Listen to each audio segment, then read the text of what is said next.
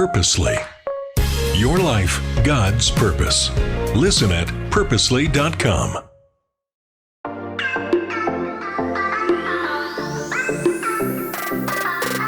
Hello, everyone, and welcome to the Gospel Tech Podcast. My name is Nathan Sutherland, and this podcast is dedicated to helping families love God and use tech. Today, we are going to be discussing some lessons from the classroom. I just finished teaching a 6-month stint as a long-term sub, I guess is what you'd call this. In December, my 6th grade son, Owen's teacher stepped out of the classroom. In early January, I was brought in, and then I took over the classroom. And as of this recording, I finished yesterday. That has been a wild experience. It's been 7 years since I was in the classroom as like a full-time, everyday human, not just teaching a lesson on technology or choices. And I loved it. In Washington State, we run a junior high model in public schools and private.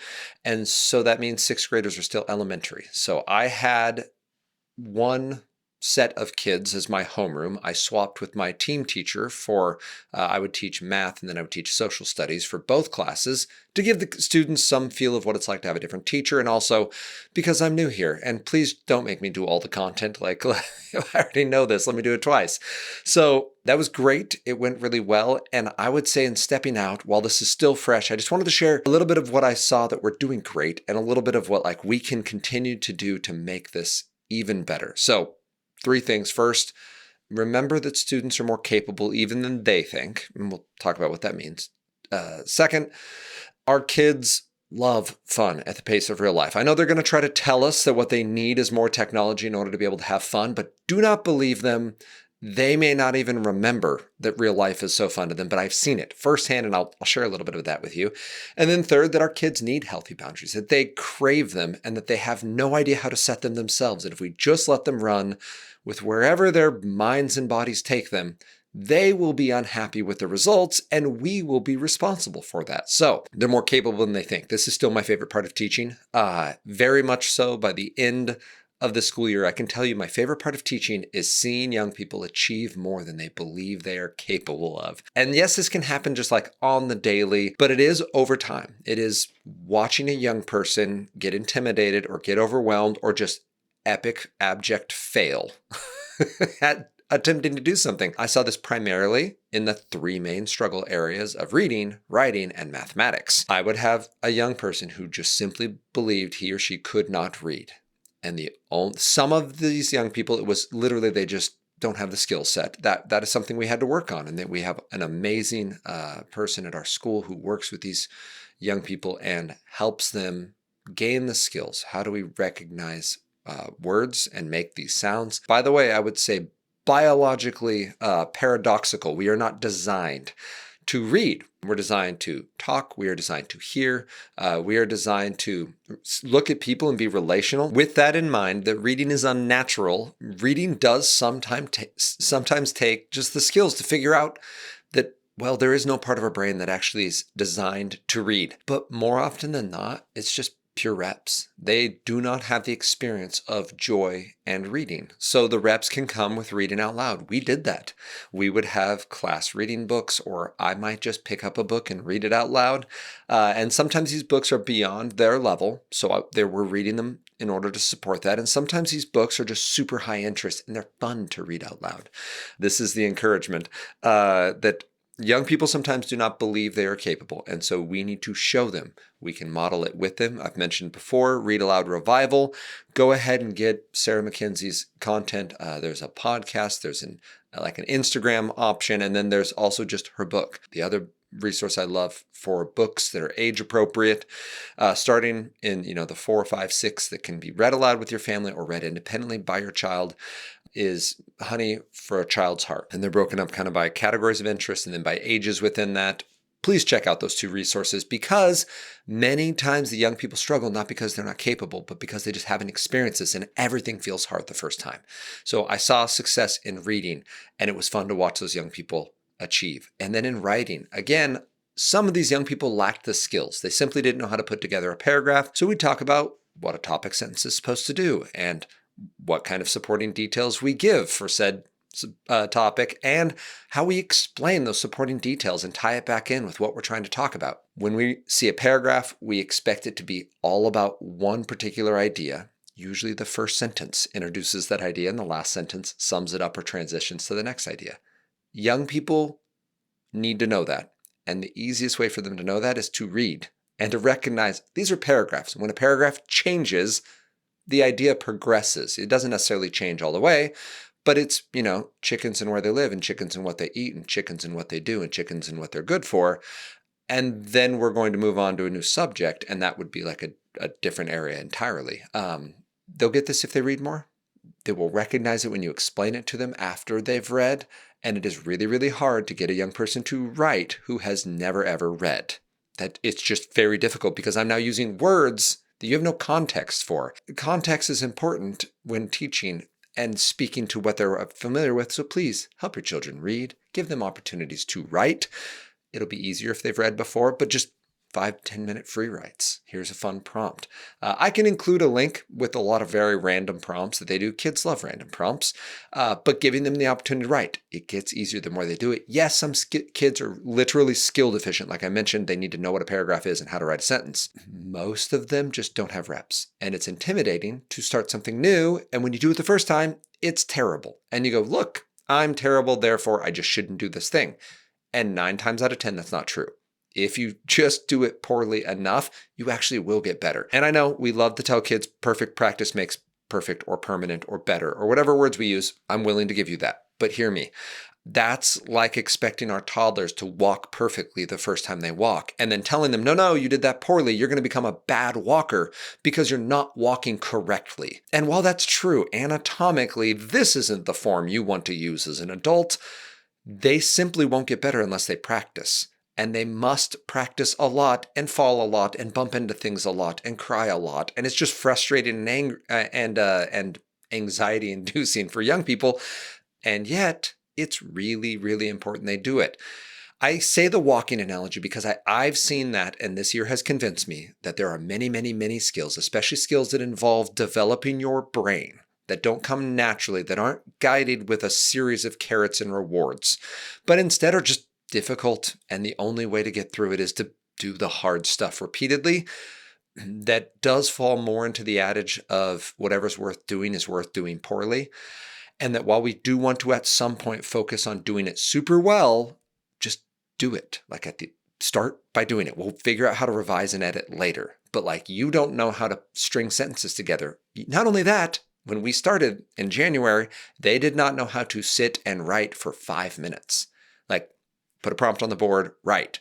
If you don't know what to write, start writing. I don't know what to write. Just get your hand in shape that you can hold a pencil for that long. Get your brain in shape that you can remember the prompt for 5 straight minutes. And then we extended it to 10 minutes. And 10 minutes is as long as we got for creative writes. The reason I share all of that about language and writing is these young people are capable, and they're more capable than they think. And sometimes they just need to make reps. And sometimes those reps don't need to be perfect. I, for a long time as a teacher, believed that if we're going to write an essay, we're going to write it well. And I would throw everything at them all at once. We're going to read this text. Now we're going to write on it. Now we're going to revise it. Now I'm going to tell you how to improve. And we're going to end up with a perfect paragraph or summary or essay. Most of what they got out of that was their frustration in writing and the fact that it took an incredibly long time and that Sutherland is very passionate about this. And I don't think they gained what they could have gained. What I have seen since then is, yes, there's a time to revise and edit. We did that at the end of the school year. With all that in mind, read, write, and finally mathematics. And it comes back to, again, be willing to fail. Be willing to ask good questions. And I can confirm that the use of technology in this specific space can be beneficial in specific, very specific instances. I emphasize that because when I started teaching this year, Khan Academy was one of the first things I implemented. Just, we need reps. You are so stuck in math and you are so frustrated with it. You have all convinced yourselves, even you students who have shown year over year over year that you're really good at math. You have convinced yourselves that, well, it's just not this math. I can't do rates and ratios and percentages. And that wasn't true. We got them on Khan Academy. They got tons of reps. They got to see instantly where they did understand, where they didn't understand, and watch a video on it and then practice again. And that just really, really fast feedback, faster than I could give each of them individually, was amazing. What wasn't amazing was that these screens they're using have such bad habits tied in with them that every single day there was some kind of digital hand grenade thrown into our classroom that exploded all of our attention and threw little bits of distraction on everybody. So, parents, as we strive to raise kids who love God and use tech, it's intimidating to look at this next stage of life and think about what academics may look like for them. When you're thinking about college, consider George Fox University for your children because of three things. First, it's going to give you a more intimate, known environment where they have a focus on being known personally, academically, and spiritually. Your child will grow in their faith. 93% of undergrad students at George Fox last year, through the 2025 academic year, said that being at George Fox has helped them grow in their relationship with Jesus. We also want them to grow academically, which means being a part of a university with rigorous academic standards and opportunities to be engaged. They have a nationally recognized engineering, nursing, and education programs, as well as chances to study abroad here within the U.S. and then internationally. And finally, personally, to be part of a vibrant campus atmosphere where you can play intramural sports or part of their NCAA Division III athletic programs with 23 sports available. The goal here is to go to a place that's going to support your goals, not try to make you support theirs. To have that goal be to raise you up to be all God's called you to be, and to truly equip your young person with in my case, my sons or my daughter, to love God, and then from their love of God to go wherever God has called them. And that includes being equipped with a degree that'll help them do that, to be missionally equipped to love and serve others, to lead where God has planted them, and to know the gospel for themselves and be able to share it with others. So George Fox University is an amazing resource for our kids, for our community here in the Northwest, and for anyone who's looking to raise up a young person who can love God and from that, love others. Schools, we need to do a better job of giving our young people devices that support learning, not just engagement. Let the teachers support engagement. Let the learning support engagement. We don't need the technology to do that. If you put a kid who spends any amount of time in free play online and then hand them a device that is not properly supporting education, that young person will go to those entertainment spaces. It's not wild to think that they'll go to YouTube and just start pulling up random sound clips, by the way, not just videos, but just sounds that they think are funny, and they will play them repeatedly and all the times. And that distracts their peers, and their peers are now, at best, using mental load in order to remain focused. That's our best case scenario. When one student pulls up sound bites and makes some guy just going, then now all the students around them have to fight the idea of, one, I want to go look up my own funny sounds, and two, that reminds me of this other thing I saw. I want to show my friends. And sometimes they're great, like the American woodcock and how adorable it is, and the sounds that it makes, and the random dance videos people have put to montages. Because if you've never seen an American woodcock, when people are watching them, they don't do it all the time, but if they know they're being observed, they make this adorable little like dancing bob thing where they tap their feet and they move their heads, and it's super slow and it looks terrible for survival. I was told maybe it has to do with hunting. Maybe it has to do with like trying to let predators know, I know you're there. I could get away anytime I want. I don't know, but it's adorable. So those are great. There's nothing morally wrong with it, but that is inappropriate to have an American woodcock dance video going during math class. So here's what we came up with. We came up with very specific times we're going to use it, it being Khan Academy, very specific locations. We keep our tablets. They're not in your desk. They store every single day in a little storage bin that we have where they're plugged in. And you only get them when I tell you to. You don't get to pull them because you want them. You don't get to pull them because you feel like it would be helpful. Like, we're going to do this as a class, we'll do independent time, and then I will, as a teacher, release it. I think that applies to the rest of our lives as well. Let's pick the time our young people can use their tech. Let's make sure they're using tech that is supporting our learning and that has supportive boundaries. So yes, the school has like major safety precautions. They're not going to get to something dangerous or illegal, but that's not the threshold for what's beneficial for a classroom. So in the last 8 weeks, which is when the students had reached a very high level of focus, they had a growing level of confidence in me as a teacher and in their own abilities, we just simply put the tablets away. They became a net loss by that point. So yes, they can be amazing in the right time in the right place, but our young people have such bad habits, and those bad habits pass so quickly, to the point where like they were making PowerPoints of just silly memes and then sharing them across the school network with each other, which again, fairly harmless. I went through and checked them and made sure I saw the domains they were visiting, whatever. But my goodness, it was not a benefit to classroom learning. And it was generally the students who struggled the most who were the first to get distracted, who were the last to come back to focus again because it was such a powerful distraction to them, and then caused the most detriment to their ability to gain confidence in this content area. So we're studying math, kid pulls up a meme, shares that meme, and the students who have the lowest understanding of the content typically were first to be distracted, last to come back online. So it lasted the longest and hurt their learning the most. That's what frustrates me about technology in the classroom. I really want it to be a net gain for all the students. To review, students are more capable than they think in reading, in writing, and in mathematics. I want to add on to that technology can be a boon. And as I've said before, my perfect world would be something like an iPad or a MacBook Neo. It's not as cheap as a $90 Chromebook, but Chromebooks don't only come for a low cost financially. They come with a high cost in distraction because they're not perfect in the way they deliver the internet. They are built around entertainment, and they're what would you say? They're adapted. They're manipulated into allowing some learning to happen. But using Google Chrome is still a major function of a Chromebook. The idea is they're going to be on the internet, and so just try to keep the bad stuff out. The real learning scenario is no, block all of the internet and only allow them to use the things that benefit your classroom. My students did research. They used Britannica, the app. They used World Factbook, and they used a third one. It wasn't ProQuest, but it was a similar, Culturegram. So they used those three. Between those three resources, locked, by the way, resources, so you can't get out of there, they were able to find all the information they needed. That is what we want. If you're a young person, now again, we're talking juniors, seniors, okay, there's a time and a place because we will end up using Google. But even in my line of work, I do not simply want to be Googling answers to find research, or at least to find answers. Maybe it gets me to, you know what? JSTOR is a great location, or PubMed is a great location. Now I can just go to those locations when I want to find something about focus or technology or youth.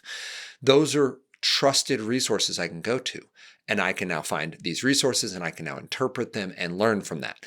So it's not that Googling is bad. It's Google as a source in itself, or Wikipedia, or whatever you use. I am concerned about our ability to process information and to use our own brains to discern whether this is accurate, whether the research was done fairly, whether the question was biased, because there are ways to simply ask a biased question to get the results we want. Tech in the classroom has a time and a place. There's a better way to do it than we're currently doing it, and releasing only educationally beneficial technology will benefit the entire learning environment because students who have bad habits won't be able to bring those bad habits to the classroom. And finally, there is a time and a place where technology is a bad fit. There were students, we had an online textbook this year for social studies, and it was a bit of a disaster because asking students to read for any meaningful amount of time, 30 minutes, and then write a summary, and then respond to questions, and then have a class discussion was well beyond, in January, well beyond their skill set.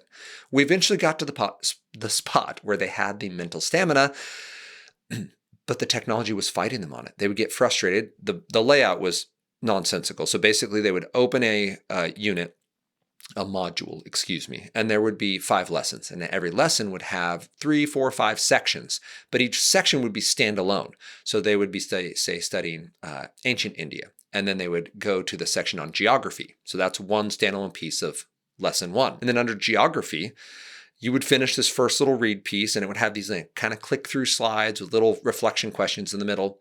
But then you'd have to go back up to the little hamburger, click on the next part of module I think it was module 9, lesson 1, and now you clicked on the next section of lesson 1 about geography. And it's so disjointed and there's so many clicks in between that they were just losing info. So I ended up having to physically print all of this paper. And my students were concerned. They're like, hey, this is bad for the environment. And I was forced to remind them, first of all, like the quality of paper I'm printing this on can be made very inexpensive. Very low cost environmentally, because we can grow trees that grow incredibly fast, real cheap and local. It recycles incredibly well. And while that is an expensive process, there's no distractions. It's high focus. It's high definition. You never have to worry about screen resolution. Or, by the way, screen brightness, something that some of these tablets really struggled with, or battery life. Like, all of a sudden, paper looks like an amazing way to learn. Maybe not all the time. Again, I don't want to churn and burn math units for every single kid, because Khan Academy is doing that really well and efficiently. And I think there's a time and a place for a screen in a classroom. And it's less than we think it is. Like, that time and place is less often than we currently believe. Let's get some paper back in there. I finished one of my A students, top tier learners, finished day one of this. We were studying South America at this point. By the time I realized, oh, this is terrible. And I'll come back to why it's terrible. Day one, he just goes, I remember so much more. And I just told him, hey, we're not using our computers. The distraction is way too high. Like, you're not handling the opportunity well. Physical paper, here's your unit. And we learned how to annotate on paper instead of using all the sidebar note stuff. We learned how to write our assessment pieces by hand. And then he, at the end of day one, was like, I remember so much more, because it's sequential, it's linear. There is no go back to the tab. You just turn the page. The information flows physically like it flows mentally. Top to bottom, left to right, you turn a page, you're 5 pages in. They happen in the order that they happened in. So if you have a question, you don't go back to a tab and click just on a button that takes you to information. You flip 3 pages back. And you then review. That's right. This was the piece about the early Olmec people. So physical paper, there is a time and a place to just make the copies. Toner is very inexpensive comparatively. Again, compared to what technology really does cost us, even if it only costs $90 for the Chromebook. There's a cost to your learning environment. But in closing, our kids are more capable than they think in reading and writing and in mathematics. That giving them reps and letting them do the hard work poorly just to see them get reps is important. This is where the summer slip piece comes in, and the bingo card that we've talked about before, where you can download this PDF. You can use it with your family. The idea being they're going to spend 15 minutes a day on math and reading. They're going to get credit once a day. They check off one box. That's like their unique challenge. So you're going to do reading, you're going to do math, but you're going to do a unique challenge for one of the two. And that gets you credit for one day. If you get a bingo, you get a prize. We buy our kids a mini Blizzard, a Dairy Queen. You can choose whatever you want. If they fill in the entire bingo card, we give them $15. Our kids are really into Lego miniatures from Sasquatch Bricks here in town. And so we go down to Sasquatch Bricks and get them Lego minifigures. It's about $15 because they get unique little, Gandalfs or whatever. $15 for minifigures, that's a lot of money. Don't justify that as like an economic decision. Think of it as cheap tutoring. You are going to spend about $50 on your child in a summer. That's very inexpensive tutoring for an entire summer. If your child happens to do a second bingo card, again, you're now going beyond tutoring, you're getting to achievement. How much money would you spend to make your child passionate about learning and to help them avoid that 40% academic loss that happens to young people when they take 8 straight weeks off and spend their time just browsing the internet, playing video games, or on social media? I'd spend $100 per child to ensure that didn't happen. Frankly, I would love to just have a fund where I could pay $100 for everyone else's children, but I don't have that fund right now, but it's worth it. That would be an excellent use of funds if our schools got motivated to see that summer slip stop. We spend much more than that per child to ensure test scores go up. An easy way to make sure they go up is to make sure we don't go so far down this summer. So support learning over summer. Mitigate harmful tech in the classroom. And when tech is in the classroom, we need to make sure that it is deliberately supporting our learning because it is distracting, because it is harmful to focus and at times. And it is not always set up. Sometimes it's set up for engagement, not actually for deep work. Okay, I hope this is encouraging. Let me know if you have any questions, Nathan@gospeltech.net or at LoveGodUseTech on Instagram, Facebook, and YouTube, where we hope more people will engage these resources, ask the hard questions. And yes, I promise when I wrote down those 3, I said we were going to talk about more capable than they think, how kids love fun at the pace of your life, and healthy boundaries. It was going to be one. And this took longer. So we're done for today. Join us next week as we continue this conversation about how we can love God and use tech, and how we can learn to use the best tech well in the classroom. I'll talk with you then.